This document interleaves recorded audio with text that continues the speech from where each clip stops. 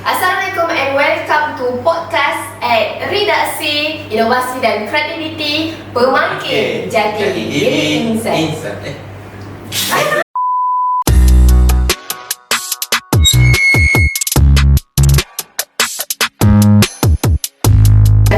Assalamualaikum and welcome to podcast Sidang Redaksi, Inovasi dan Kreativiti Pemangkin Jati Diri Insan. Okay, jadi tetamu kita pada hari ini, kita persilakan Adib dan Ishraq. Hai. Okay. Selamat datang. Terima kasih. Terima kasih.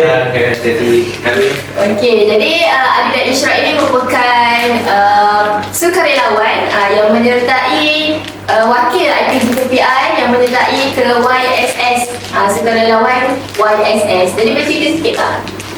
Apa YSS ni sebenarnya? Syok silakan dulu. Nampak dah pegang lagi. Secara dasarnya YSS ni singkatan kepada Yayasan Sukarelawan Siswa yang dahulunya di bawah Kementerian Pengajian Tinggi, tapi kini berada di bawah Kementerian Perpaduan Negara. Jadi YSS ni kebiasaannya memang setiap tahun akan jalankan beberapa program misi sukarelawan di beberapa tempat dalam maupun luar negara. Jadi itulah YSS tadi, mungkin boleh tambah sikit tentang YSS ni biasanya program dia penglibatan adalah daripada siswa ataupun pelajar universiti yang terbagi 5 kan Ishraq? Betul, 5, iaitu universiti awam, universiti swasta, politeknik, IPG dan juga college community. Oh, jadi macam penyertaan ini daripada banyak universiti luar lah. Maksudnya tak adalah rasa macam IPG tertinggi. Sekali juga kita membantu sekali bersama-sama dalam misi tu. Benar. Jadi, Soleh? Okey, dah. Okey, sekarang kita masuk pada Jangan, terus. Jadi, sebenarnya apa yang mendorong? Sebabnya benda ni dia macam banyak stage kan. Dan rasa macam nak kena interview. Betul, kan, ada interview. Lepas tu jadi macam benda ni sebenarnya kita dah nak bantu orang. Banyak pula benda yang kita nak. Itu biasalah. Apa benda yang mendorong sebenarnya untuk menyertai sukarelawan? Nanti boleh. Tadi Ishraq saya pula. Yang mendorong, pertama sekali yang mendorong sudah pasti passion ataupun minat untuk tolong orang, untuk buatkan orang tersenyum sebab kita tolong.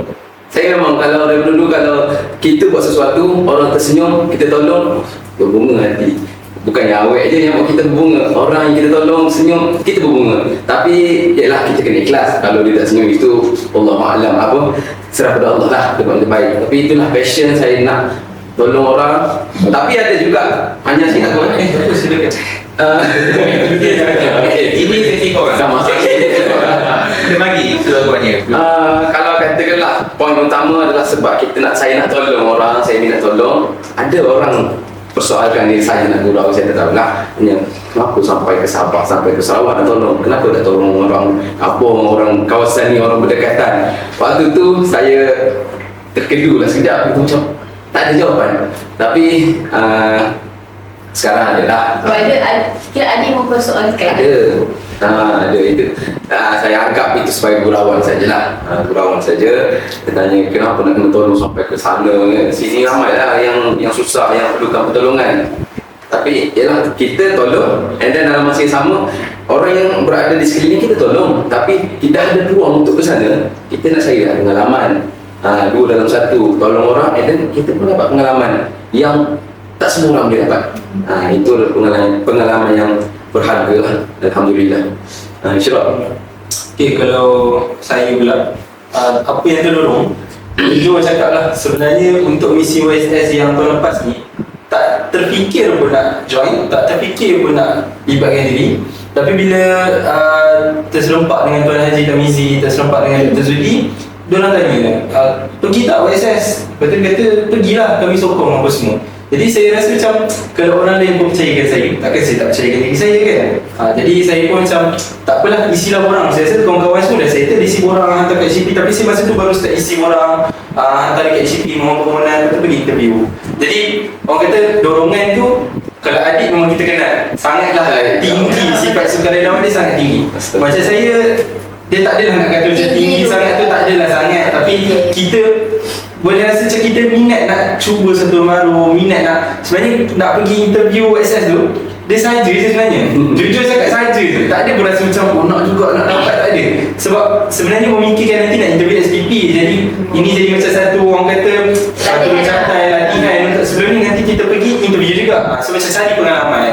Jadi itulah orang kata macam apa yang terdorong sebenarnya nak ambil pengalaman baru. Sebab kita pun tak adalah sepak adik. Kita cuba untuk bantu orang lain dan sebagainya. Cik, sebelum ni korang berdua pernah tak join mana-mana program sekarang sebelum YSS ni? Pernah? Ishraq sila. Adik 2 kali interview kan? Betul. Yang tahun Syabil kan? Betul, 2 kali interview. Oh, 2 kali. Interview yang pertama, yang saya interview yang pertama tu dia ada 3 misi kalau tak silap saya. Vietnam, 3 ke berapa? Tapi yang saya ingat Vietnam, Sabah, Sarawak. Yang Vietnam saya tak dapat lah. And then saya dapat yang Sabah kalau tak silap. Tapi waktu tu saya praktikal, terpaksa lah tolak. And then dia kata, okay tak apa tolak ni, insyaAllah untuk Sarawak mungkin boleh pergi.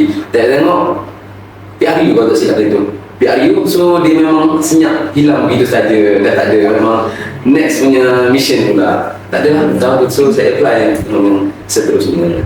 Itu sejarah. Tadi soalan pasal apa? Pernah join tak? Pernah join tak mana-mana program sekarang Sebelum saya tak ingat balik. Kalau saya, sebab tu saya cakap saya punya aktiviti dalam sukarelawan ni tak adalah banyak, tapi ada beberapa yang saya ingat dulu di dalam IPG, bukan dalam IPG, anjurannya daripada Jabatan Pengajar Melayu sendiri. Kami buat program sukarelawan di Rumah Kebajikan Al-Haq di Keramat. Yang lain-lain tu saya rasa tak banyak sangat lah, mostly dalam campus je lah. Macam agihkan makanan semasa COVID, itu je lah aktiviti sukarelawan yang saya pernah join sepanjang berada di IPG. Kita sebenarnya kalau kat IPG ni banyak sukarelawan yang tanpa kita sedar. Handle mana dia sebab sukarelawan juga. Tapi mesti akhirat Secara tidak langsung. banyak kena juga lah. Ya ni. Oh, saya kan cerita nanti kata macam banyak tak apalah, tadi kita cerita. Saya bermula daripada darjah 2 lagi sebenarnya. Startnya parents saya, mak saya ambil anak angkat daripada luar negara lah. Itu ke bawah NGO sukarelawan, NGO pertukaran pelajar. Start dari situ saya memang dah aktif dengan sukarelawan volunteerism lah dekat Kelantan. Pergi kalau ada pembersihan pantai, pergi rumah ni, pergi macam-macam lah. And then saya pun pernah menjadi sukarela untuk pertukaran pelajar ke China masa Form 3. Masa Form 3 4 bulan. Saya seorang saja wakil Malaysia pergi sana. And then kat sini pun daripada PHP lagi selalulah aktif dengan persedekah subuh ke, dengan dulu biro kebajikan, pergi hospital pergi. Itulah secara atasnya macam tu. Menciri macam dah diasung dah. Saya alhamdulillah lah berada dalam apa ni, passion dia tu dah tinggi lah. Tak boleh lah dapat sukarelawan yang terbaik. Didikan daripada mak dan ayah saya lah. Dia memang aktif. Mak saya presiden untuk NGO dekat Kelantan. So anak kemana tidak tumpah, kemana tumpahnya tuah, kalau tidak ada tuahnya.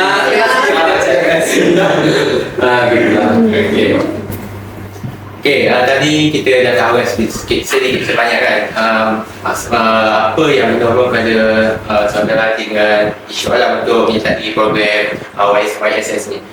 Jadi kita orang nak tahu juga lah bagaimana perjalanan proses untuk Interview tu lah. Sepanjang tu. proses dia, perjalanan dia. Perjalanan.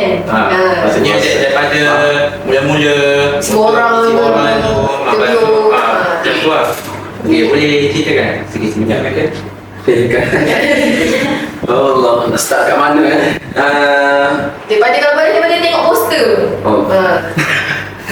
Dapat tahu iklan tu. nak tahu iklan tu. Lepas tu memang dah terdetik lah nak pergi kan. Terdetik, lepas tu tanya member lain ada yang pergi ke, tengok siapa yang pergi. Dari Lily interview lah, interview Hasib, Ishraq, Ji, Aina. okay. So ramai kita pun lagilah macam ada member. Okay, tahun lepas ke orang je ni ramai lagi lah excited nak pergi. And then apply resume, guna resume yang sama je lah, edit sikit je. Lepas tu CJ pun dah okay, dah settle. Barang tu tak ada sangat lah sebab kita dah biasa. Dah maksudnya dah ada pengalaman tahun lepas, so kita dah boleh expect lah apa dia. So pergilah interview dengan siapa Hari sama kita? Hari sama. Masa tu kau dekat APM ada Oh, banyak sangat program. Bertindih dengan apa? Yalah, itu cabaran jugalah. Maksudnya hari tersebut hari Jumaat ke Sabtu saya masuk kursus untuk menyertai anggota sekolah dari APM Kata Petang Awam. So waktu itu lah kursus. Waktu tu lah ada nak kena pergi interview. So saya minta dengan apa tu bos kat situ minta nak pergi interview kat Putrajaya. Dia bagi dah, dia kata 1 jam je. Kalau tak tu saya dah macam ni kejam je. Memang kalau bawa kereta 1.4 laju lah, terus parking, terus pakai baju, terus lepas tu sampai tu betul-betul dah habis pukul 12 rehat. Maksudnya saya datang pukul 12 rehat, kena tunggu pukul 2. Pukul 2 tu dah tak boleh lah sebab dah nak kena masuk kursus. Saya pun pergilah minta dengan pergi merayu dengan apa panggil tu? Pegawai Perlu setia yang betul yang pergi minta maaf lah. Saya kata lah apa masalah boleh nak interview sekarang. Dia pun kejap je, dia pun pergi naik atas pergi tanya mana bilik yang boleh masuk. Ada alhamdulillah lah dapat masuk bilik yang sepatutnya semua 4 orang satu kali interview. Saya je lah 5 sebab saya pergi masuk bilik online interview sama-sama. Pergi dah masuk interview, okey. Lepas tu tunggu keputusan lah. Keputusan alhamdulillah dapat dan saya dengan Isyraf. And then start situlah berurusan lah pergi minta surat pengecualian kuliah, pergi sign setiap lecturer. Tentulah yang saya kata ada yang persoal. Lepas tu ada cerita yang akan ingat di hati saya lagi-lagi semalam waktu persaraan di Badan Pengarah. Berkelinang lah air mata kan sebab saya teringat waktu saya berurusan last kali sebenarnya ataupun saya kelas jumpa dengan TP. Lepas tu dia lah satu-satunya pensyarah yang bagi duit poket pada saya, duit dia sendiri. Terus saya RM100 lah. Yang lain bagi nasihat, bagi yang kata semangat. Tapi yang keluarkan duit TP. Saya macam yelah awal-awal dulu kita macam agak TP karang tapi kena kerja tak nak tau. betul, saya ingat lagi yang KOT dulu, masuk KOT tak baju cuma nak ni tak ni susah. Kita macam ada lah macam kenapa susah nak ni orang sulitnya. Tapi waktu tu kita baru kenal TP ni seorang yang sangat-sangat murah. Macam yang pengarah sebut semalam waktu persaraan, dalam hati ada taman. Murah, benar lah. Dia kata betul.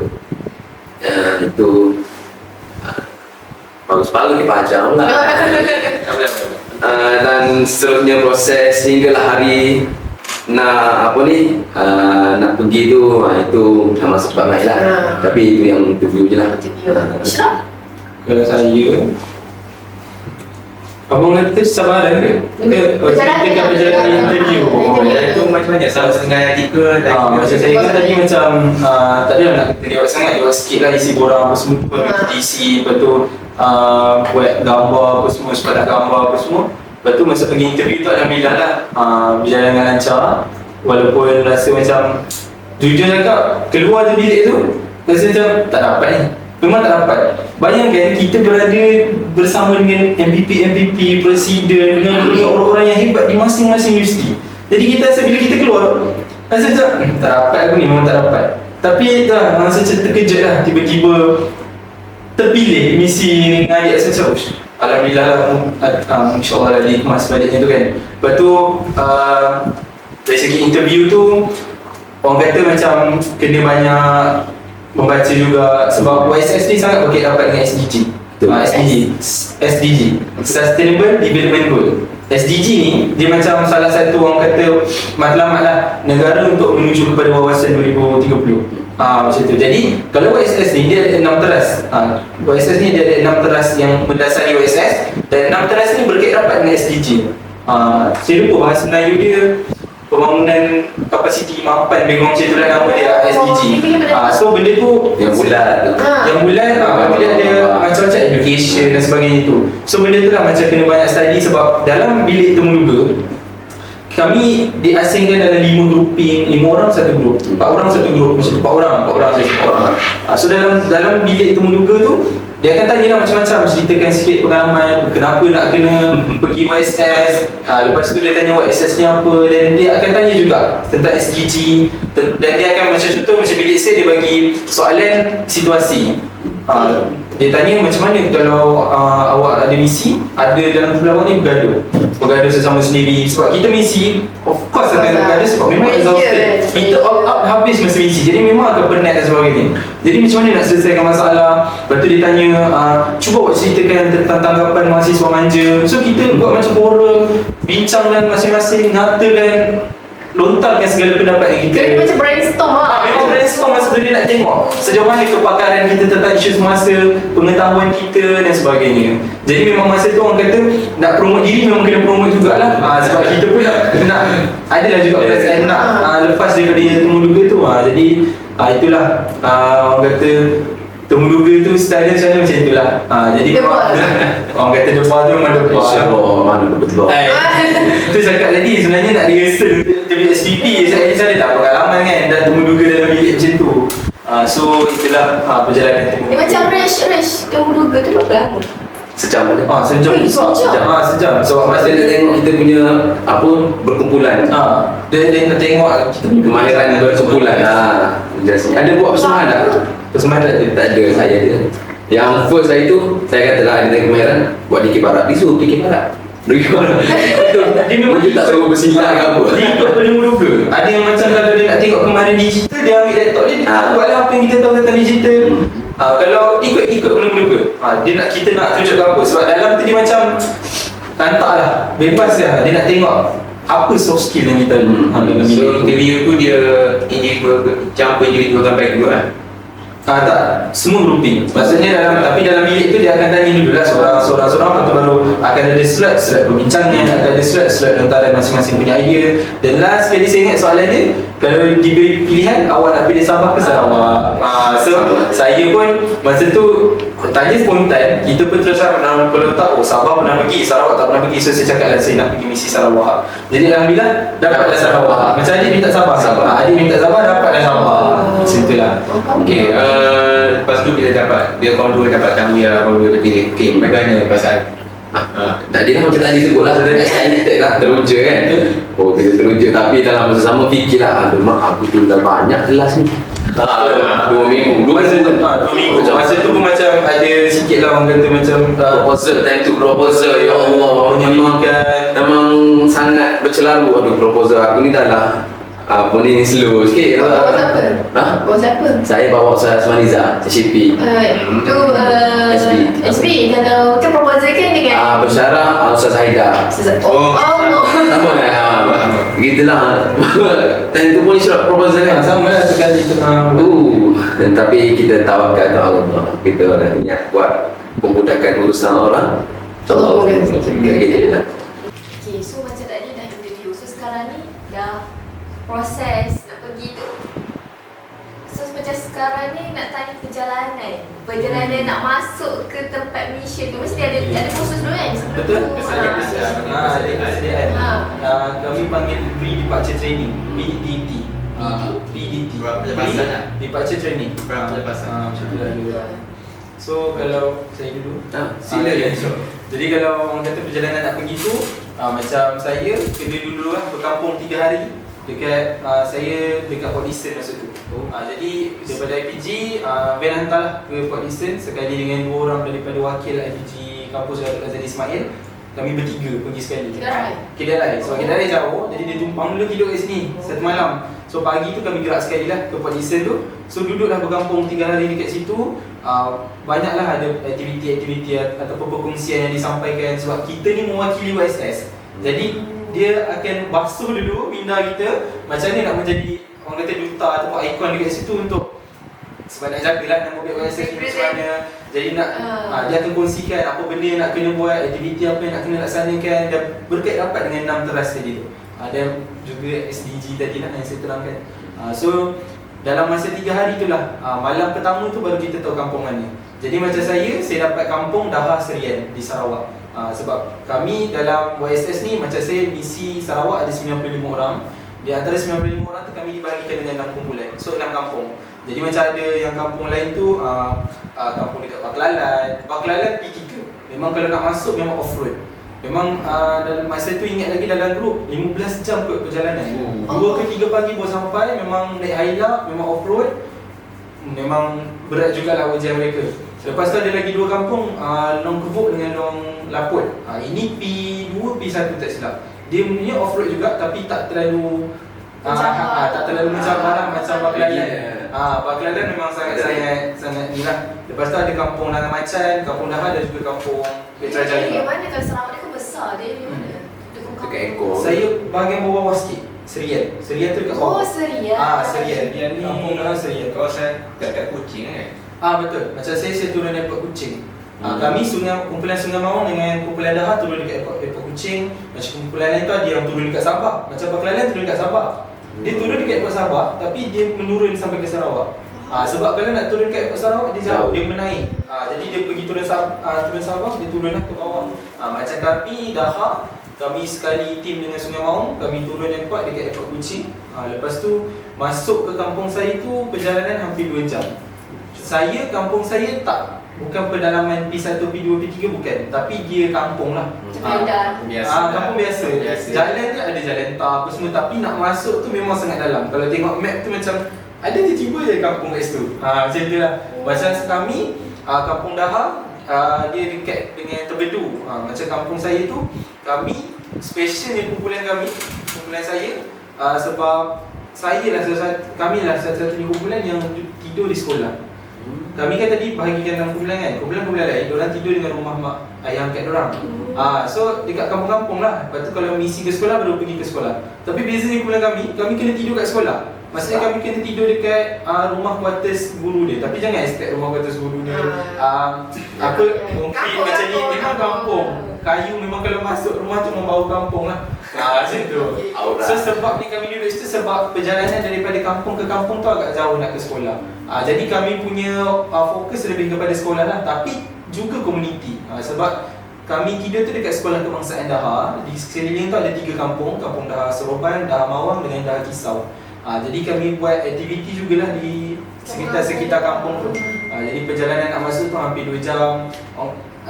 Memang tak ada line sangat. So bila sampai sana tu barulah ada line tak silap saya Selcom je. So yang pengguna Maxis ni kena tukar lah line Selcom. Sebab apa, kami dekat dalam tu memang kena juga ada line. Sebab kami setiap hari nak kena hantar report, setiap hari nak kena buat research macam mana nak buat ni, nak buat tu. So memang kena ada line. Maknanya komunikasi tu penting juga. Penting jugalah.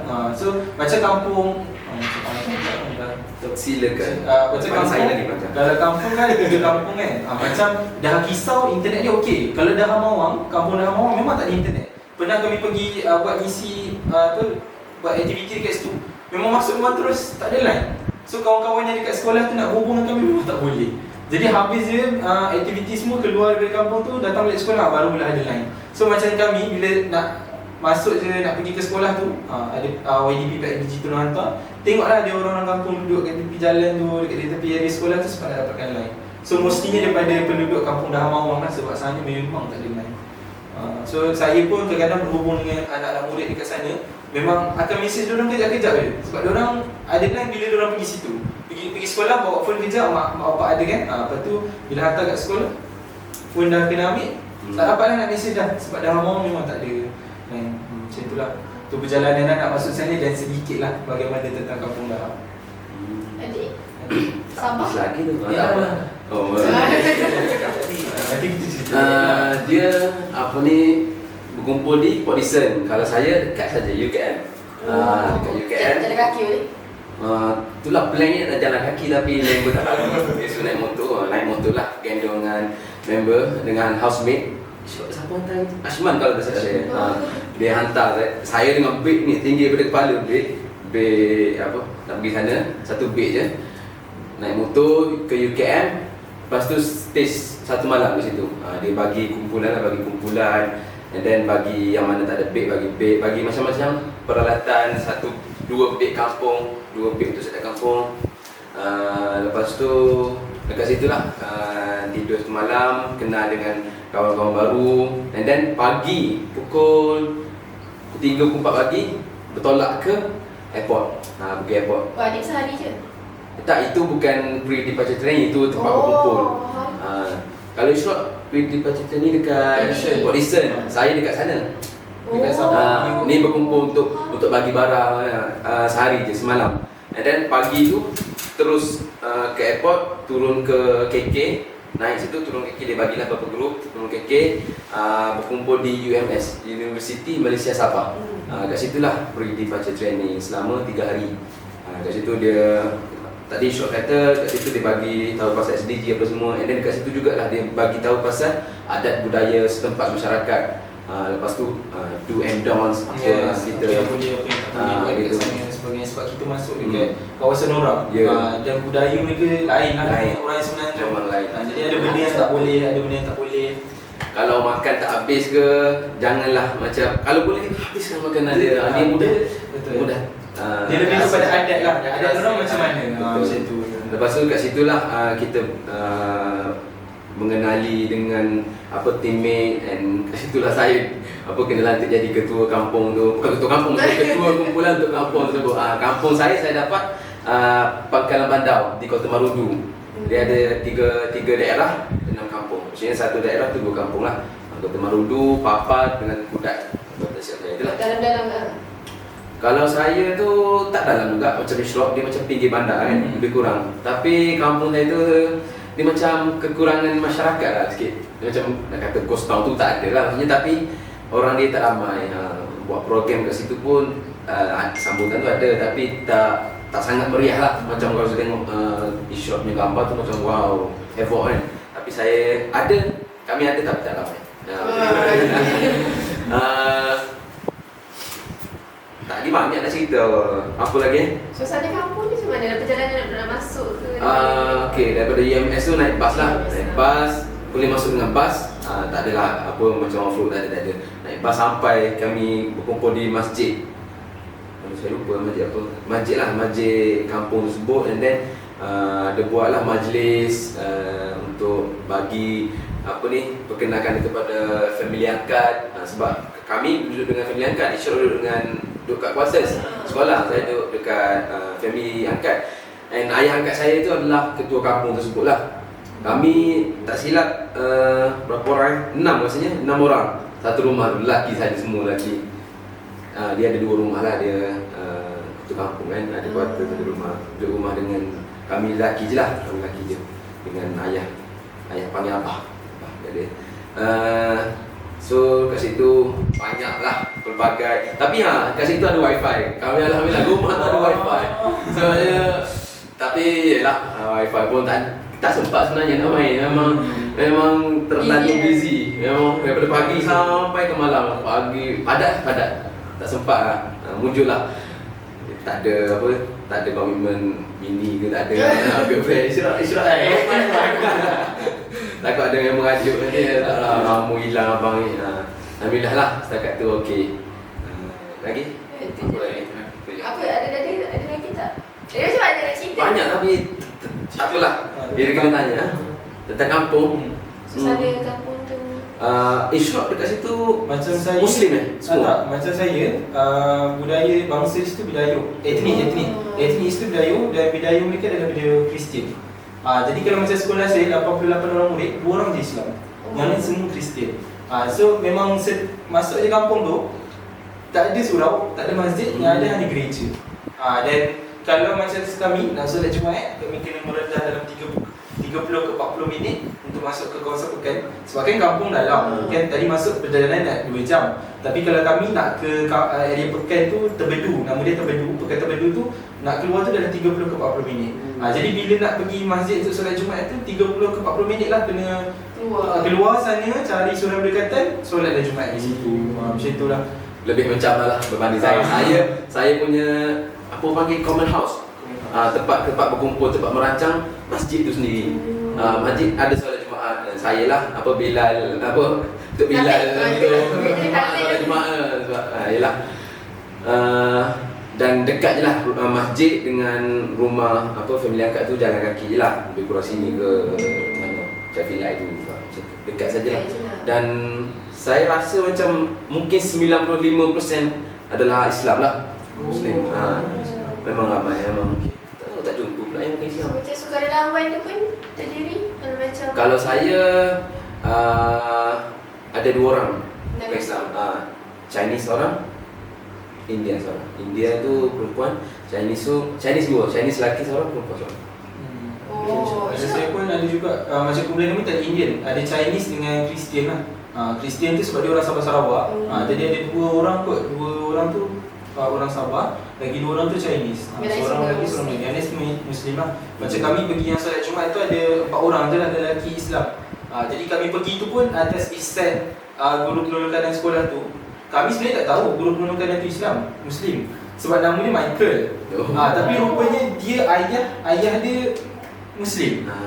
Jadi bila nak dekatkan Jumaat tu dia kata tak apa, nanti saya bawa pergi masjid. So kami pun okey lah, ada guru penolong sekolah tu nak bawa pergi masjid kan. Pergi. Bila sampai jom saya pun nak turun. Dia ambil songkok dia pakai. Masa tu macam terkejut. Dah masuk Islam. Muslim. Dia macam dah masuk Islam. Saya Muslim. Mak bidayah kot. Ayah Islam. Lepas tu lah baru tahu nama Michael tapi sebenarnya Islam. So masa tu solat lah dengan kami sekali. Itulah. Okay, baiklah. Sebenarnya kita nak tahu lah sepanjang 2 minggu anda berdua jaga sana kan. Okey, nak tahu pengisian ataupun aktiviti atau misi yang diorang jalankan. Target ke sepanjang misi? Banyak. Banyak. Lebih kongsikan Apa? Share je. 30 ada kan? Ke berapa? Macam kampung saya nak dekat 50 kot. Oh, program dan aktiviti. Saya 30. Sebab kami duduk di sekolah. Jadi UISS punya harapan memang sangat tinggi lah kepada murid. Dan dalam masa sama menyentuh juga aktiviti di komuniti. Yang macam Syok kata lah, terbagi kepada 6 pillars, 6 trust. Education, kesihatan, community, Kluster yang kita ada, digital ada, dengan unity dan pemekasan komuniti. Itulah 6 trust. So setiap kampung tu masa PDT tu lah dia bagi bincang lah dalam kumpulan. Dan saya dapat pillars apa? Pendidikan. Pillars tu apa? Tadi trust. Sebab bahasa Inggeris tak lupa bahasa Melayu. Trust pendidikan. Syok dapat trust kesihatan. Trust kesihatan. Macam pelik juga dapat trust kesihatan sebab kami kan macam saya cakap tadi, setiap kumpulan dalam Okey, sungai. Aktiviti. Sungai macam saya cakap tadi, orang kat situ dia tahulah apa yang dia buat kan. Kita sebagai pendatang, kita dengar lah apa yang dia kata. So saya tak fikirlah, tak masuk dalam sungai. Kita orang jangan nak memandai-mandai lah. Ya, benar. Tapi yang saya macam kat situ, Isyok ada anjing kat situ? ada Sepak. Sama lah. Sama kan? Sepak. Macam kucing weh. Tapi jinak, maksudnya tak dia tak ada orang. Tak ada, memang jinak. Boleh tak kesentuh? Comel juga kan. Aktiviti lagi, kami ada buat juga. Ada buat apa ni, aktiviti dengan masyarakat. Maksudnya ada buat sukan rakyat. Yang tu biasa yang tu. Dia macam main baseball tapi dia panggil apa? Rounders ke? Rounders je. Main rounders. Lepas tu Selalu kan. Rounder, main baling, slipper, main sepak raga. Pernah tengok sepak raga? Yang bulu-bulu tu? Tak. Dia bulu-bulu. Bola tak keluar. Dia bulu, dia tinggi, memang tinggi. Lepas tu dia gantung bakul. Dalam bakul tu ada macam-macam biskut makanan lah. Kalau dulu dia tak duit, dia letak biskut-biskut. Bawah satu kumpulan dalam 3-4-5 orang. Bola tu kena Sepak bakul tu? tinggal apa? Kena imbang dulu, imbang. Baru sepak. Bagi kena bakul, bagi jatuh. Susah. Sebab tinggi, bola kecil. Susah. Ada yang dapat? Ada yang dapat. Pakcik lah, dia pro. Orang lama. Kita orang baru ni tak ada lah. Sepak tu tak boleh pakai kasut. Ya. Merah kaki berdiri. Bola tak keluar, deras. Gitulah. Lepas tu, tu aktiviti petang-petang pergi main volleyball dengan kampung. Best lah. Ada padang, maksudnya infrastruktur tu bagus lah kat situ. Sekolah okey. Sekolah bukannya sekolah macam sekolah kayu. Tak tahu Syok macam mana. Sekolah saya sekolah yang Sekolah biasa. Sekolah biasa, tapi yelah tak adalah macam sekolah Pelajai, tapi nampaklah sekolah tu bagus. Murid pun ramai. Lepas tu ada padang, ada dekat lah sebelah dia tu ada sekolah Cina, ada buat juga program dekat sekolah Cina, sekolah tadika. Bagi tadika tu saya borak Cina lah sebab boleh cakap Cina, borak Cina dengan cikgu tadika tu. Ada cikgu Melayu pun kat situ pun pandai cakap Cina, memang flow lah dengan budak-budak main. Tapi yelah budak tadika kan lain lah cara dia, cara pendekatan dia susah sikit itu boleh cakap. Cuba cakap Cina sikit tadi. Cakap Cina, bagilah dia jawab. Nak makan apa lagi? 等一下，我们要吃什么？ Wow. 你跟他们刚问你， Oh. 你要吃什么？ ni dah buat. Dia cakap anak ni. Aduh, itulah sedikit aktiviti. Banyak lagi tak apa kita bagi pengajar pula. Okey, macam saya sebabkan kami duduk di sekolah, macam sekolah saya sekolah guru murid SKM. So total 88 orang murid sekolah tu. Darjah 1 ada 8 orang tu. Darjah 1 8 orang, darjah 6 pun dalam 20 orang. So campur-campur adalah dalam 88 orang murid di sekolah tu. Jadi sekolah tu murid ni duduk di asrama. Jadi sekecil-kecil darjah 1 tu mereka duduk di asrama. Buat persiapan diri sendiri, bangun pagi sendiri, semua buat siap sendiri. Darjah 1? Ya, seawal darjah 1 dah duduk asrama. Sebab memang pendekatan di sekolah-sekolah di Sabah Sarawak memang begitu. Memang mereka duduk di asrama. Jadi program-program yang kami buat semestinya menyentuh kepada murid-murid, semestinya dengan murid-murid, dan kami juga buat program dengan komuniti setempat lah. Macam saya setakat tadi saya pegang teras kesihatan dan kesejahteraan. Jadi macam teras saya kami buat 5 program. Yang antaranya adalah program anti rasuah, program keselamatan diri dan anti rasuah kami buat dengan murid-murid di prasekolah sekolah tu. Murid prasekolah tu ada 25 orang murid. Tu ramai, memang ramai. 25 orang murid di prasekolah tu. Kami buat program anti rasuah. Lepas tu kami jemput juga parent orang sebab kami nak ceritakan tentang keselamatan diri dan sebagainya. Sebab macam saya cakap tadi, diorang ada gadget, diorang ada phone. Tapi kalau diorang nak main, kalau kampung dah kisah memang tak ada masalah. Kalau kampung dah awam, diorang kena pergi tempat lain untuk main. Tapi masih lagi menggunakan gadget untuk bermain. Jadi perlu ada pemantauan daripada ibu bapa dan sebagainya. Jadi kami kongsikanlah dalam program tersebut. Dalam program ni kami buat program persalinan kesihatan yang mana kami pergi ke kampung dah awam. Alhamdulillah YDP Pak ABG sekolah kami sangatlah supportif. Kami ni memang tak ada kenderaan. Bayangkan nak pergi daripada sekolah ke kampung memang sangat jauh. Sebab itulah kami ditempatkan di sekolah, bukan di kampung. Jadi nak pergi tu YDP lah usaha cari van, cari kereta, bawa lah ni dengan segala peralatan pergi ke kampung tersebut. Kami berhubung dengan pejabat kesihatan serian. Lepas tu dapat deal tarikh tu. Jadi pejabat kesihatan tu buatlah serangan kesihatan di kampung tersebut. Sebab mereka ni orang-orang tua, orang-orang yang berusia. Jadi memang sangat uzur dan ada sedikit kekangan nak pergi ke klinik. Jadi tak apa, kami bawa klinik tu datang kat diorang. So diorang buatlah ujian saringan kesihatan, cek darah, cek BMI dan sebagainya. Sedekah darah. Pasal dia tak tahu nama. Disebabkan kat situ ada anjing. Macam cakap ni memang bersepah anjing. Jadi buatlah juga perkongsian tentang rabies, AIDS dan sebagainya. Tu antara program yang kami handle lah untuk saringan kesihatan. Dan program yang kami buat adalah tentang pengenalan first aid kit. Sebab tadi murid-murid kenal tak first aid kit ni, orang kata kenal, pada guna tak pandai. Jadi at least kami ceritakan ni benda ni apa, bench bandage ni nak guna untuk apa, macam mana dah. Bila? Okey. Lepas tu antaranya kami buat program hygiene. Sebab macam saya tadi, seawal darjah 1 dah duduk asrama.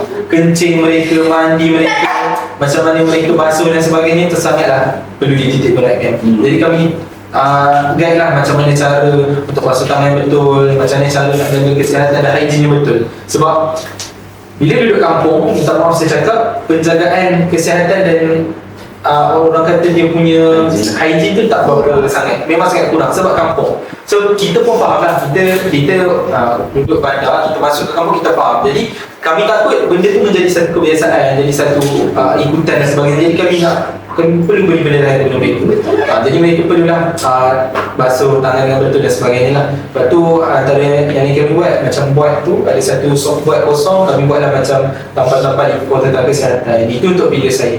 Macam pilih-pilih sekali yang paling aktif adalah pilih pendidikan lah, teras pendidikan. Sebab duduk kat sekolah, jadi memang banyak sangat program-program tentang pendidikan. Kami ada buat program bantu baca, buat program tapau sifir, bengkel sifir, ada buat program mengajar sains tentang gunung berapi dan sebagainya. Bayangkan tidur pukul 2-3 pagi sebab nak buat bahan bantu mengajar. Duduk dekat kawasan situ memang hanya menggunakan apa yang ada sahaja. Buatlah replika gunung berapi menggunakan kertas-kertas yang ada, memang sangat-sangat bagi komitmen lah untuk misi tersebut. Lepas tu program yang paling saya rasa dekat dengan diorang adalah program cita-cita. Yang mana program tu kami bagi tajuk bila dah besar kelak, bila kami dah besar kelak, kami mau jadi. Itu bahasa diorang lah, bahasa Melayu.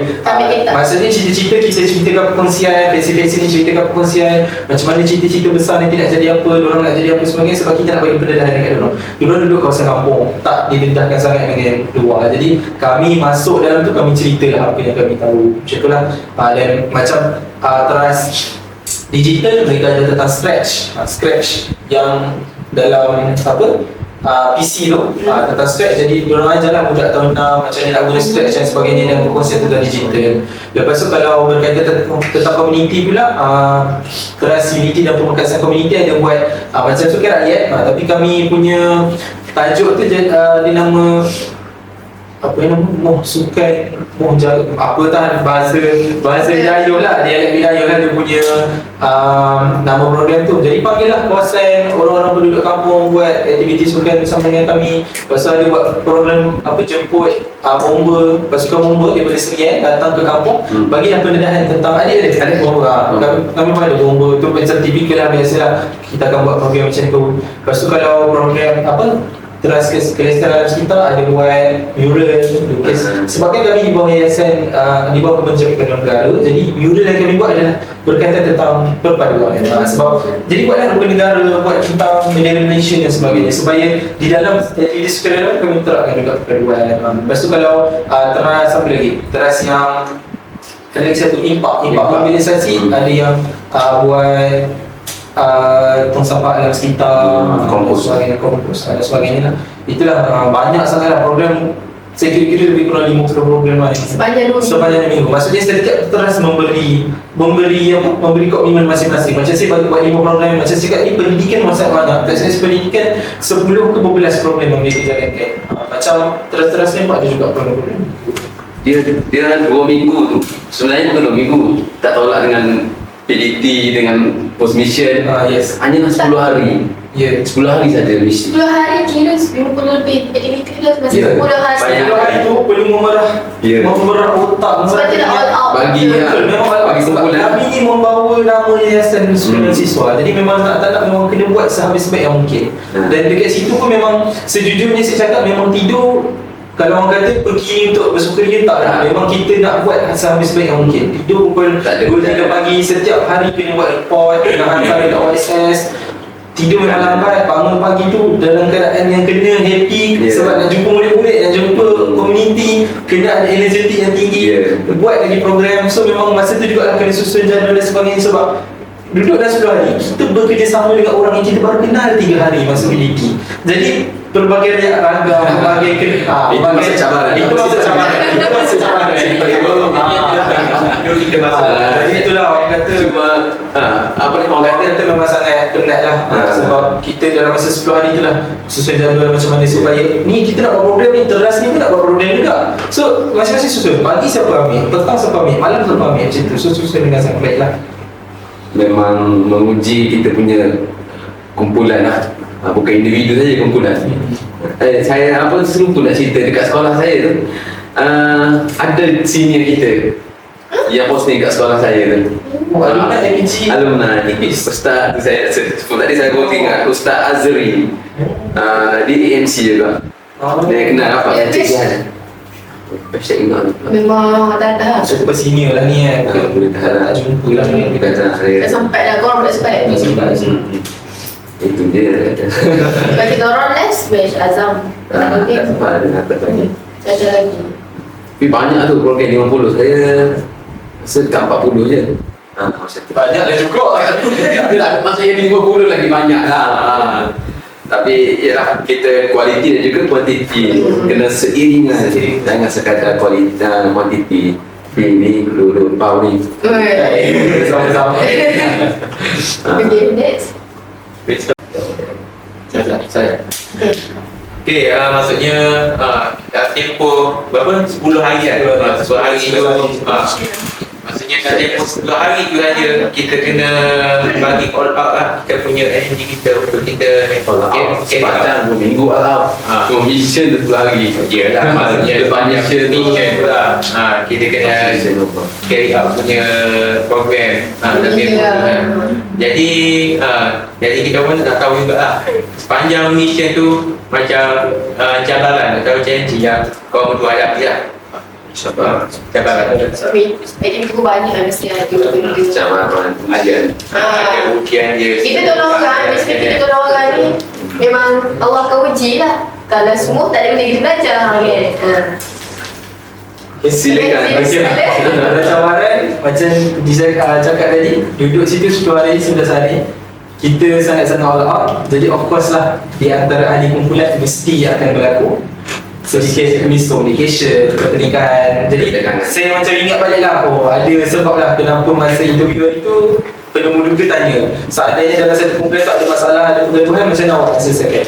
Dan memang benda tu hampir tak berlaku dalam kumpulan kami. Jadi adalah sedikit macam orang kata sebab semua exhausted, semua rasa penat dengan program. Jadi ada miscommunication. So dengan menggunakan masing-masing punya credibility, masing-masing punya orang kata apa, peranan masing-masing, cuba selesaikan masalah tersebut. Jadi of course lah macam malam kami ada postmortem, setiap malam memang ada postmortem, ceritakan tentang. So macam saya adalah berlaku sedikit pergaduhan masa postmortem, ada yang tak berpuas hati dan sebagainya. Tapi kita cuba profesional, kita cuba selesaikan dengan cara baik. Sebab bayangkan kita kena bekerjasama dengan orang yang kita baru kenal 3 hari. So duduk pula sekali, memang baru kenal macam mana sikap dia, perangai dia, jadi benda tu proses untuk belajar. Lepas tu macam saya pula cabaran nak pergi ke kampung-kampung tu memang pada saya macam malas sebab kami tak ada pengangkutan. Macam kumpulan lain boleh jalan kaki sebab tak ada nak kata dekat tapi boleh jalan kaki. Kami nak pergi ke kampung-kampung tu memang agak sedikit jauh lah. Kat range dia mana dari sini ke? Nak cakap range macam susah pula kira. Tapi tak adalah macam sampai 15 minit, tak adalah macam 10 minit macam tu lah nak ke Sorong? jauh sikit tak boleh kot Sorong ataupun jauh lah. Sorong lah rasanya. Sebab Dia macam sebab kan ada 3 kampung di sekeliling tu. Dia tak ada dekat-dekat tapi jauh-jauh sikit. So dalam 7-10 minit macam tu nak pergi. Jadi kalau jalan kaki memang susah jugalah. Jadi alhamdulillah kami ada guru penolong kanan kat sekolah tu, namanya Cikgu Michael yang bawa ke solat Jumaat tadi. Jadi Cikgu Michael tu lah yang menggunakan kereta dia bawa kami ke kampung-kampung untuk buat program. Dan YDP Black BG juga bantu untuk sediakan van bawa kami ke tu. Jadi itu orang kata cabaran nak pergi situ. Lepas tu lagi cabarannya saya ingat lagi malam terakhir semasa berada di Kampung Daha tu, kami malam terakhir tu kami nak fun dengan murid-murid. Setiap sukarelawan dia akan bercakap lah macam minta maaf kalau ada buat salah silap, terima kasih sebab bagi komitmen yang bagus untuk sepanjang kami kakak abang yang dekat sini. Tiba-tiba nak dijadikan cerita malam dah pula tak ada elektrik. Dekat Kampung Daha tahun lepas ataupun 2 tahun lepas tak guna elektrik, diorang guna solar, generator. Ada istilah dia. Diorang guna power supply tu. Jadi memang kalau macam kampung Long Kebuk, Long Naput dengan Paklalan yang saya cakap P3, P2 tadi, diorang memang guna benda tu. So pukul 6 pagi sampai 6 malam je 6 petang saja ada elektrik. So lepas tu memang kena guna solar light yang kami yang YSS bekalkan. Macam kami alhamdulillah lah sampai ke malam ada elektrik, ada kipas, ada semua tu okey lah alhamdulillah. Cuma nak jadikan cerita malam belas ada elektrik. Jadi dalam keadaan bergelap lah kami berkongsi cerita dan sebagainya.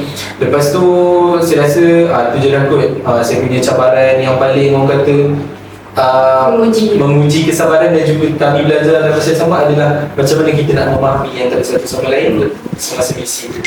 Orang kata mahal lah sebab kita baru kenal, baru nak dapat kena buat pula aktiviti dan program. Jadi challenging sebab kita berurusan dengan orang. Betul, masing-masing ada karakter masing-masing. Ada yang kriteria masing-masing.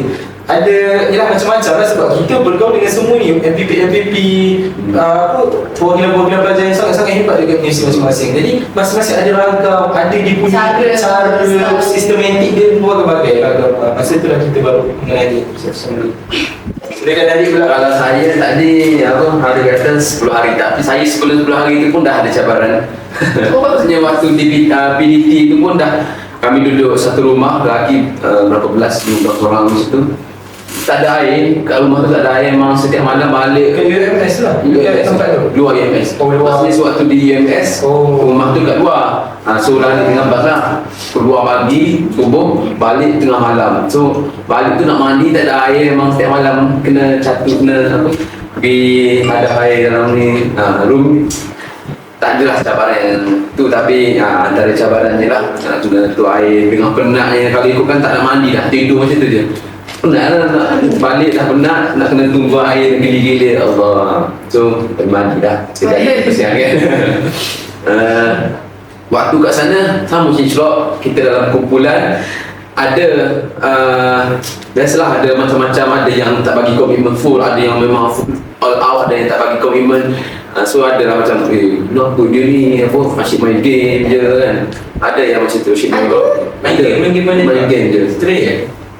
Tak ada rasa, tapi waktu orang mission dia duduk main game, relax, santai, nak marah pun gerak sekejap, lepas tu main pula. Dan saya waktu tu, saya sebagai ketua, saya ni bukan jenis yang garang, bukan jenis yang macam straight. Saya macam kita main dengan emosi kan, main dengan apa ni, dia punya psycho, tak ada macam garang ada. Saya bukan jenis macam tu. So ada yang faham lah. Itu cabaran dia lah waktu akhir, waktu dekat UMS balik, waktu post mission tu. Macam Ishraq dia buat dekat sekolah, dengan tu kami antara kumpulan lah cerita lah apa kelemahan, apa tak puas hati. Waktu tu banyak lah yang terluang. Saya pun waktu tu memang down gila lah, sebab rasa macam sebagai seorang ketua, aku rasa macam tak menjalankan tugas dengan 100%. Macam banyak dia rompong kat sini kat situ, orang lain lagi hebat. Lagi-lagi yang cabaran yang paling untuk saya waktu ketika nak waktu post mission dah habis tu, perlu bentang, perlu present apa yang kami buat, perlu sediakan slide. And waktu tu saya adalah orang grup yang pertama, pillars yang pertama, orang yang pertama kena bentang. Macam oh my god, pressure kan. Masa dah tak ada, nak kena buat slide, nak bentang macam mana tak tahu. Memang waktu tu berapa orang, 5 orang pegawai kementerian kat depan, bertalu-talu soalan dia memang soalan yang gila lah, kata soalan macam soalan emet lah. Soalan dia macam saya buat kat mana masa post mission? UMS juga. UMS macam kami kat UKM post mission. So masa post mission tu lah kena bentang apa yang kami buat, sebab program-program ini nak tengok sejauh mana keberkesanan program-program yang kami jalankan. Bukan macam bentang dalam kelas lain, jauh beza dia. Memang sangat perlu ada kritis yang sangat tinggi. Kualiti dia lain. Memang sangat berkualiti. Kalau tengok slide, Ishraq tunjuk slide sikit. Banyak slide. Kalau slide dia memang cantik. Lebih details lah, kena cerita. Video, setiap hari kena ada video. Video pula kena ada macam-macam video. Video pakaian, 5 video. Saya lupa Betul banyak kan, sangat. masa PDT kami ada satu slide tu memang ceritakan macam mana kami nak tangkap gambar. Ada cara macam mana nak tangkap gambar, macam mana nak tangkap video. Sebab bila tak gambar, dokumentasi tu kena penting. Kena tunjuk ni lambang ni, lambang ni, tak boleh yang tak pakai topi. dan sebagainya. Memang macam-macam. kena ada lah macam-macam dia punya kriteria yang dia Sangat strict lah orang kata. Saya juga lah dia punya cara. Ada macam misi buat cerita je tak. Kami pendokumentasian tu satu perkara yang sangat penting. So, Apa kata ni? Apa kata ni? Berhabuk. Itulah antara cabaran yang saya ingat. Yang tak ingat adalah ni. Tapi post mission boleh tak mencabar juga. Post mission lah, Macam cabaran dia. kami memang tak sempat tidur, ya Allah Akbar. Memang dapat tidur rasanya stay up sampai pukul 4 pagi sebab nak buat slide. Masa memang tak ada ni. Kami dah kena buat slide, memang all out semua buat slide, aku buat video dan sebagainya. Tidur, rasanya dapat tidur sejam je kot. Bangun tu dah subuh, terus pagi tu dah kena present. Tu antara cabaran juga dalam post mission tu, memang sangat exhausted. Lepas tu kumpulan saya yang kata main game tu, waktu post mission tu pun dia macam bela lagi, tak tahu nak buat apa. Semua lain kita kena backup macam. Yelah, susah sikit lah. Walaupun macam Syuk kata dalam kumpulan tu ada yang hebat-hebat, tak ada juga yang Betul, akan ada juga lah beberapa orang yang Yang selit lah. ujian cabaran tu Macam mana kita nak handle benda tu. Itulah antaranya ujian. Okay, bila kita bercakap soal kita pergi menjelajah ke tempat orang yang lagi-lagi, tempat yang jauh daripada kita lah, kawasan pengalaman atau semua. Jadi mesti kita dapat apa ni, mencipta momen, kenangan, gambaran lah. Kita akan ingat sampai bila lah. Maksudnya kita pernah pernah melalui situasi macam tu lah. Jadi lebih tak kongsikan dengan kita orang lah, macam pengalaman berharga dan sepanjang Memang betul-betul ingat sama mati lah. Pengalaman berharga yang terlintas dalam fikiran saya masa sekarang ni, waktu jadi malam kebudayaan, maksudnya malam bersama dengan masyarakat setempat tu. Ni 3 malam dah saya. Last ke? Last second last saja. Macam kami pun malam-malam bukan buat waktu last. Macam ada 2-3 hari sebelum kami pergi tu kami buat malam kebaikan. So waktu tu saya jadi MC, pengacara spontan yang macam dinner, macam kena heboh lah, bukannya mengumumkan. Ada juga waktu awal-awal tapi formal lah. Pergi mana-mana mesti dia sendiri. MC Pergi mana-mana mesti dia. MC dengan pakai apa ni, pakai baju Melayu dengan samping, tutung dengan tajak, macam ni nak kahwin ke? Adalah budak-budak macam berkenal kita, ya Allah budak ni, itu selingan je, tak apalah. So jadi MC dan juga ada buat persembahan di Barat. Malam tu training lah, 2 malam sebelum Kita sendiri yang tengok tu. Bukan, kita buat sebab Kita masih kami yang buat. Kami satu kumpulan buat persembahan di Barat, buat persembahan nyanyi lagu Sopan Santun. Sebab yang saya dah belajar masa pergi program Prokala itu, kami buat persembahan tu, so saya apply balik je lah. Tak adalah nak kena belajar banyak sangat kan. So persembahan di Barat, apa tadi, sopan santun, and then silat tu ada orang silat kat kita dah buat persembahan silat, buat nyanyi, walaupun suara tak sedap, tak apalah, kena kita nak menghiburkan orang, memalukan diri sendiri. Tapi best lah, malam tu memang sangat best, memang heboh. Itu pengalaman yang pertama. Saya fikir kedua, misalnya tu Ishraq cerita dulu. Allah. Macam Adib, pengalaman tentang malam kebudayaan, macam saya pun ada juga pengalaman malam kebudayaan. Macam situ, orang kata bestnya pengalaman sebab kita dapat mengenali budaya, etnik dan apa orang kata surrounding tu macam mana. Memang agak mencabar juga sebab kita nak kena biasakan diri duduk di kawasan tu. Bayangkan kawasan kampung, tengok ada macam berdiri, tengok ada gunung, belakang gunung tu dah England. Memang dekat sangat. So kalau pergi macam masa pergi solat Jumaat tu memang lalu orang kata sempadan border Indonesia tu. Jadi nak membiasakan diri dengan kawasan setempat. Jadi malam tu kita dapat banyak lah. Macam kami buat, Adik tadi buat apa? Di Barat. Macam kami banyak macam kami buat persembahan joget faham. Buatlah praktis dalam masa buat misi, dalam masa yang sama kena juga praktis ni untuk buat persembahan joget faham. Macam dekat malam kebudayaan tu juga, orang kampung buat dia juga buat persembahan. Itu tarian tradisional diorang.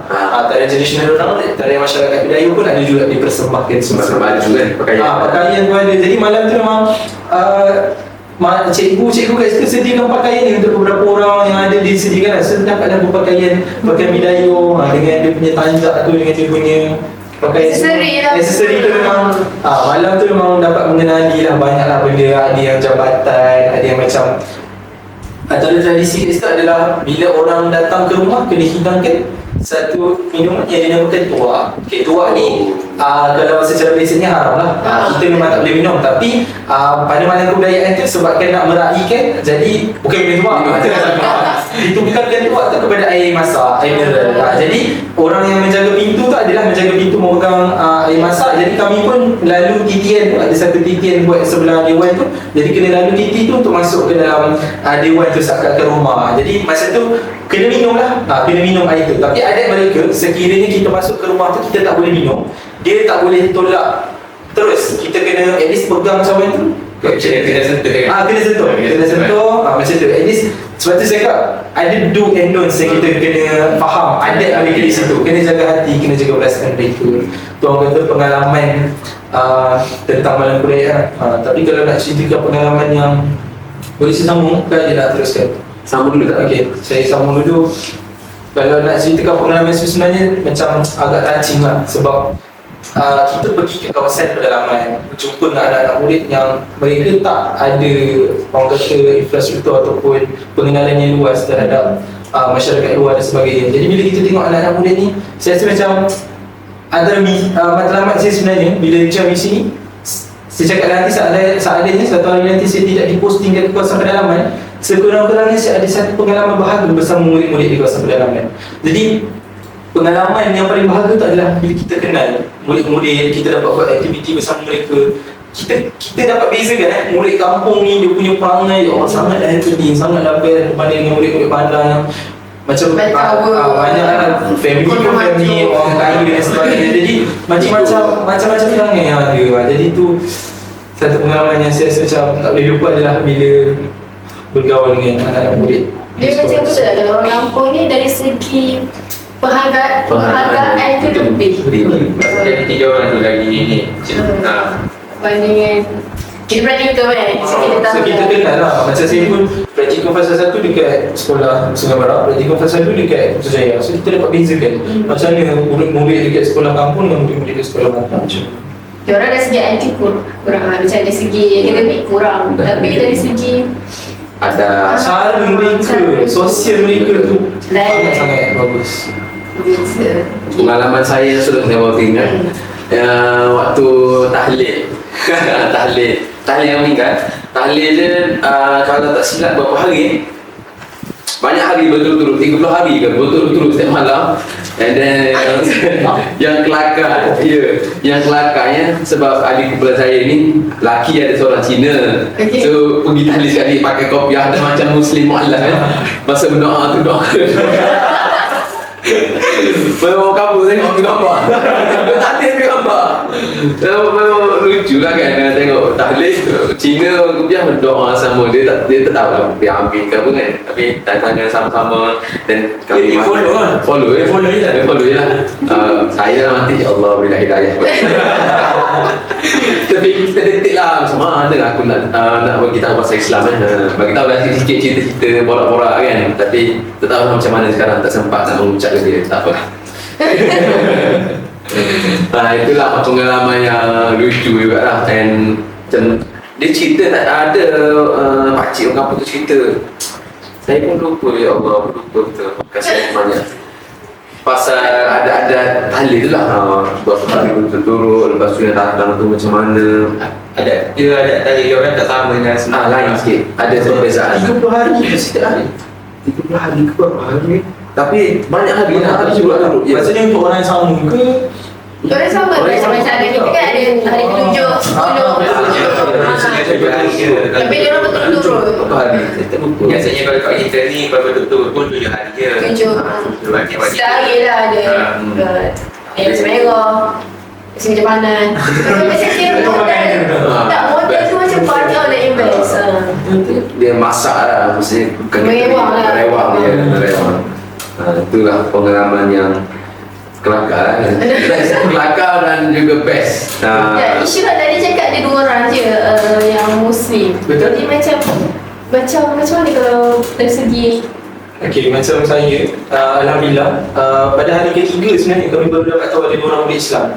Sebab memang masa naik bas nak masuk kawasan dalam tu memang alumni cakap alumni dah datang dulu tempat tu.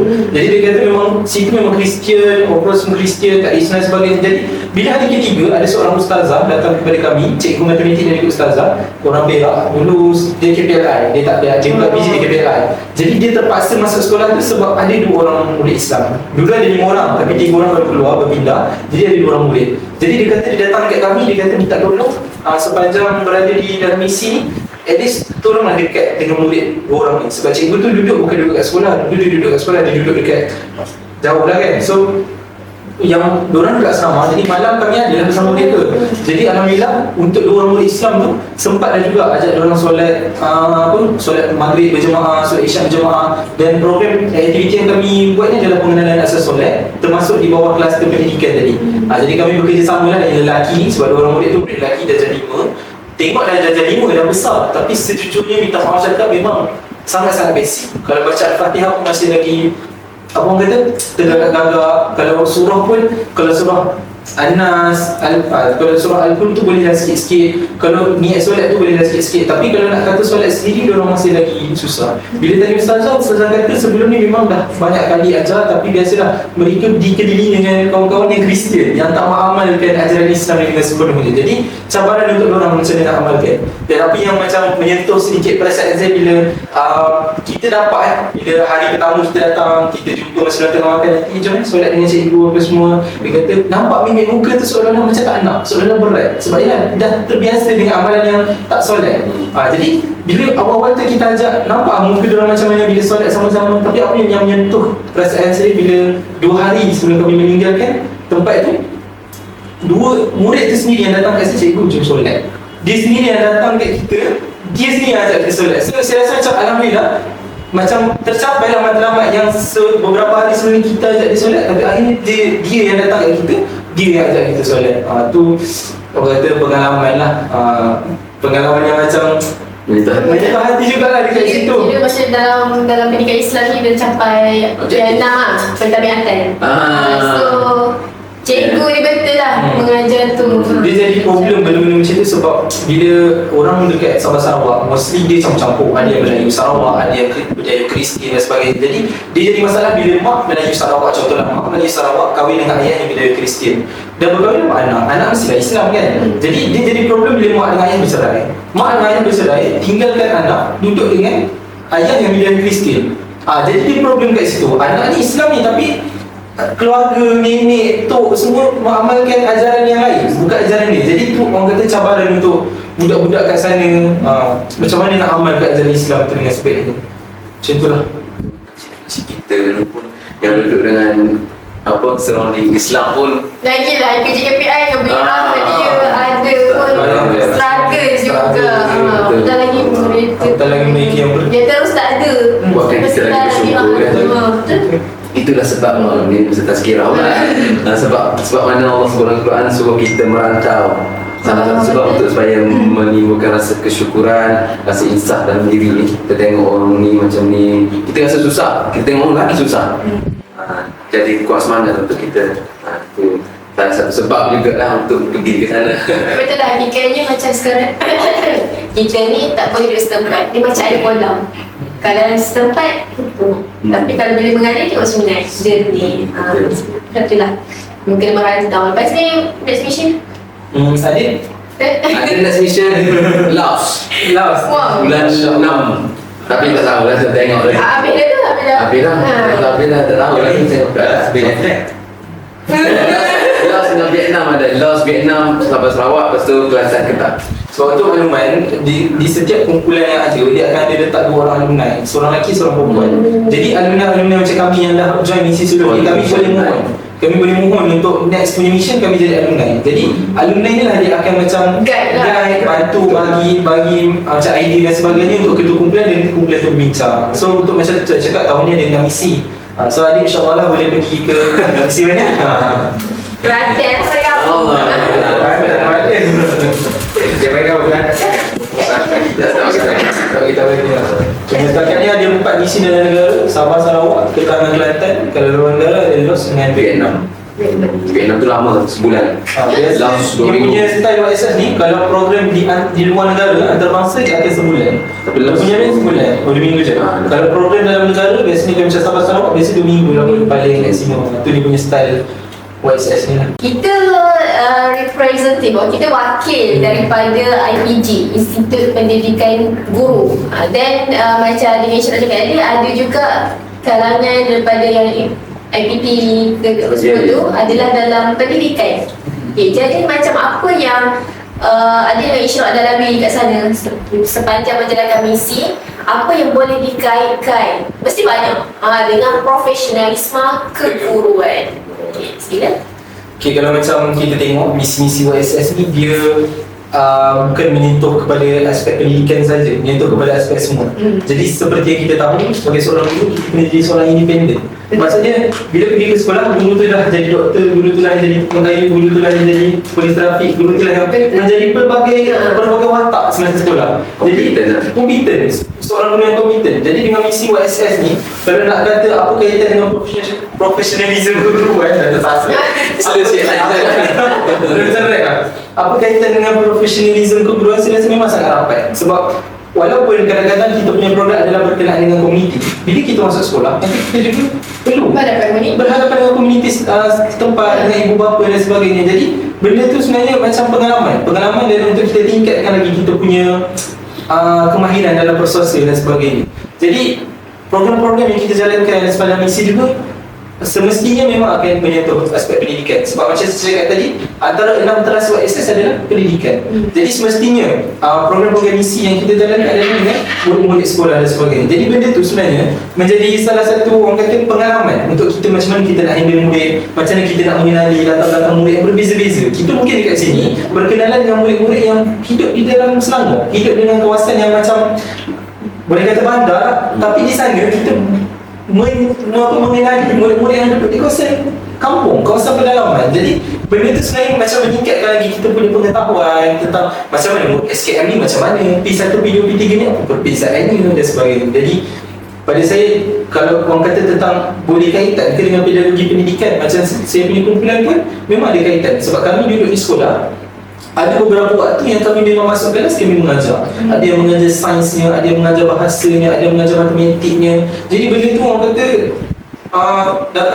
dapat menyentuhlah aspek pedagogi pendidikan dan juga perkara yang saya cakap tadi lah, sebagai seorang guru bukan sahaja pendidikan yang kita fokus, benda-benda lain yang macam sampingan tu pun daripada segi hygiene. Kita nanti bila jadi seorang cikgu pun kena juga melihat macam mana murid ni berus gigi, macam mana dia punya kekemasan dan sebagainya. Itulah berkaitan dengan tu. Jadi Syok nak ambil saya punya tapi tak apa. Syok dah sentuh berkaitan dengan secara luaran, zahir yang kita nampak, kena talent, kena ni. Okey, tak apa, saya sentuh benda yang batin pula, daripada batin iaitu dalaman kita, iaitu berkaitan dengan jika kita buat kesukarelawanan, maksud suka dan rela, sudah pasti kita buat dengan ikhlas. Okay, sebagai guru kita perlu ada sifat itu, sifat ikhlas, sifat sukarela, buat tanpa ada niat nak bukan penghargaan, niat nak ganjaran, niat nak memuji. Tidak, kita perlu terapkan melalui sukarelawan itu. Sebab kita kat sekolah, saya pasti semua tahu kan, cabaran sekolah, kena marah dengan pentadbir, kena marah dengan mak ayah. Itu adalah cabaran yang memang akan kena hadap. Jadi hasil daripada sukarelawan nak kaitkan dengan profesionalism guru tadi, itulah dia mendidik hati kita supaya buat kerja tu biar ikhlas, walaupun apa hasil dia kepada kita terima dengan hati terbuka. Kita buat yang terbaik. Kita dah buat, aku sukarela, aku mengajar budak ni, aku buat dengan baik. Kalau dia salah, aku betulkan. Kita buat yang terbaik lah. Tapi kalau ada yang merumuk, yang marah kita, kenapa ni, tak apa, kita dah buat yang terbaik. Kita buat secara sukarela. Itu dari segi mengajar, dari segi kita punya dalaman lah, kita punya niat kita. Itu pentingnya sukarela dalam nak kaitkan dengan profesi keguruan. Macam menarik lah point Adi. Sebabnya waktu praktikum dulu, praktikum ada seorang pensyarah Koko, Cik Malan Zrul. Semacam apa dia bagi nasihat, kita sama cikgu. Insyaallah cikgu ada cikgu semua cikgu. Kita semua cikgu. Tapi apa yang membezakan kita hati. Dan benda tu ikhlas, orang tak dicakap tapi orang boleh nampak. Itu yang membezakan kita, keikhlasan. Orang boleh nampak kalau kita buat kerja tak ikhlas, orang akan boleh nampak kalau kita buat kerja betul-betul dari hati. So macam tu memang sangat rapat lah. Kita nanti jadi cikgu ni, walaupun dapat gaji, banyak juga benda yang kita mengharapkan payung akhirat, tak boleh dapat instant. Itulah, nak jaga tu hati je lah, ikhlas lah. Kalau buat musuh, betul lah. Ikhlas, hati berkait dengan hati ni adalah proses adalah diking yang memakan masa. tak semestinya terus jadi terus masuk APG terus okey. Ikhlas. Terus Tapi memang sebab tu kalau orang masuk Islam ke apa ke nak solat kena buat dulu. Kan ada orang kata macam aku malas aku tu tak ikhlas.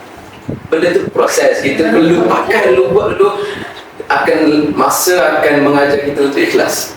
Kita akan timbul masa macam macam salah lah, tak buat, tak pakai dulu kan sebab tu. So kerana buatlah segala sampai kat akhir hayat, selagi ada kudrat, selagi ada jasa, itu dah masuk harapan tu. Stop dulu. Mungkin pada awal kita rasa macam tu satu keterpaksaan. Bila lama-lama akan muncul keikhlasan, dan bila orang kata bila muncul keikhlasan maka muncullah istiqamah. Konsisten. Sudah yang balik Allah Pengapa tadi? Yang disebut pentobiah.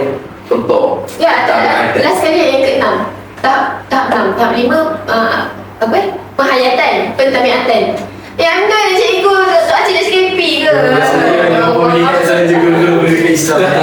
Dalam Melayu pun ada. Ada.